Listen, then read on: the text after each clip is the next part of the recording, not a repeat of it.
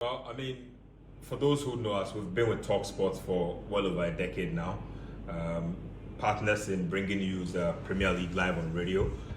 We've renewed our partnership with them, and so we are with them for the next couple of years as well. And that's important for us at Citi FM, Citi TV, and also Citi Sports as a whole.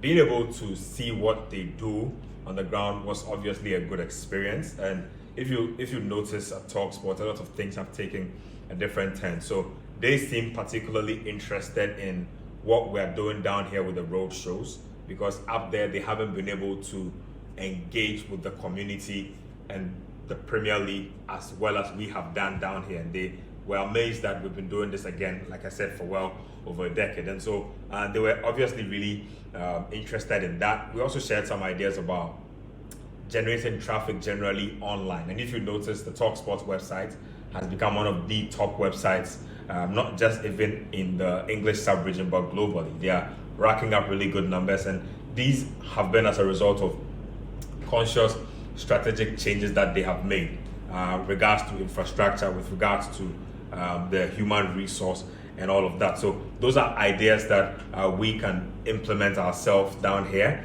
But basically, things are looking good as far as Citi FM, Citi TV, Citi Sports, and the talkSPORT partnership is concerned. Well, like I mentioned, they've shown a lot of interest in our roadshow, so they want us to start engaging more with them when we have roadshows coming, just so they can make noise on it on their end.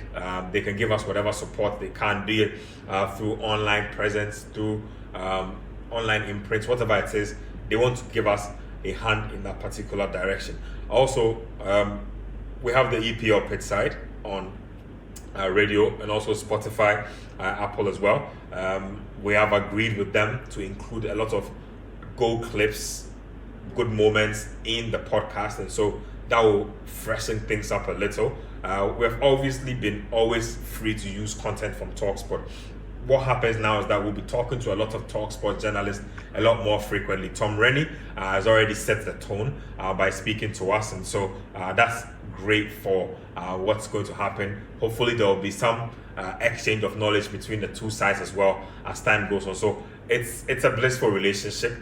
It's a relationship that is growing. We hope to nurture it to a point where we both feel as if we are achieving our objectives. And as things stand now, I mean, we are doing a lot of positive in terms of reaping from the partnership, but we both think that we can do better, and that's the objective for both of us. Look, before I'm a journalist, I'm a Ghanaian. So when I got to the stadium, first thing was, I hope Kudus gets a goal while I'm here.